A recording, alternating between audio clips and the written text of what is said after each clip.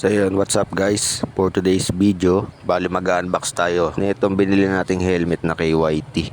Pero bago ang lahat, gusto ko lang malaman nyo na ibinenta ko na lahat ng helmet ko. Yang nasa screen na nakikita nyo, isa na lang yung nasa akin dyan. Matagal ko nang gusto magkaroon ng KYT na helmet since na isa lang ang ulo natin, kaya napagdesisyonan ko na ibenta na lang yung ibang helmet ko. Kaya mamaya dadayo tayo ng Shirt Attack sa Valenzuela. Hanapin natin yung shop nila doon ni Sir Michael Miranda, isa sa mga legit seller ng KYT helmets. Matagal na din ako nag-i-stock sa page nila since pandemic pa yata yun. Sa kanila ka lang kasi makakita ng SRP price ng helmet na KYT. Unlike sa ibang store na napakataas ng presyo, may mga bundles pa nga eh. Pero kung titignan mo, mahal pa din. Ganda na itong KYT na napili ko. Ito daw yung latest model nila, yung Fuselage. Kaya tara, kwento ko kung paano ko nabili to.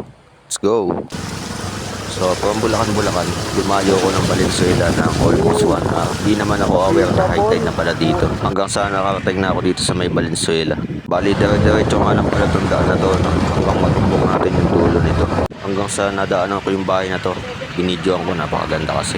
Hindi ko alam kung anong lugar na to, basta nasa Valenzuela na ako. Hanggang sa nakarating na ako dito sa KYT Shirt Attack. Dumating ako dito turn 30 pero sarado pa sila. Bali late lang pala sila nagbukas. So nung nakapasok na ako, ang daing helmet dito guys. Bali nagpaalam nga pala ako kay sir kung pwede ako mag-video dito. Shoutout nga pala kay Sir Michael Miranda. Napakabait niya guys, napakadaling kausap.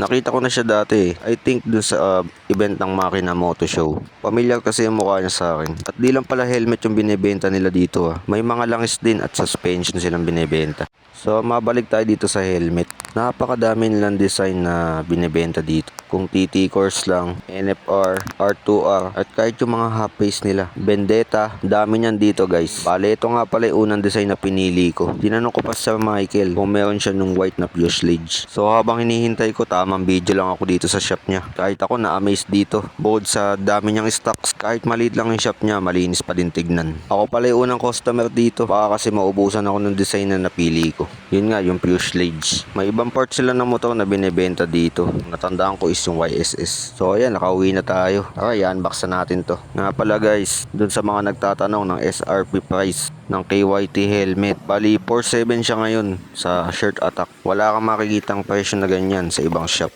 Unlike do sa mga napagtanongan ko before na halos umabot pa ng 7,000. Grabe, sobrang laking patong na yun. So may patangay palang sticker yun, no? Kaso clear lens lang to. Nababagay lang yung sticker kapag ka mga naka-iridium lens ka. Pero syempre, depende yan sa trip mo.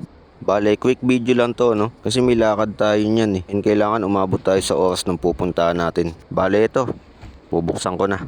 Kahit ako, sobrang saya nagkaroon ako ng gantong helmet. Dati pangarap ko lang to eh. Pero wala namang imposible basta pagsisikapan mo. So ito na siya guys, oh. The moment of fuselage. Grabe, ang ganda guys. Nung nakita ko siya sa picture, hindi ako masyadong nagandahan. Pero nung personal ko na siya nakita, grabe, sobra ako na-amaze. Same quality as Arbolino at lahat ng klase ng TT cores. Magaan lang din siya guys. Kaya ito papakita ko sa inyo.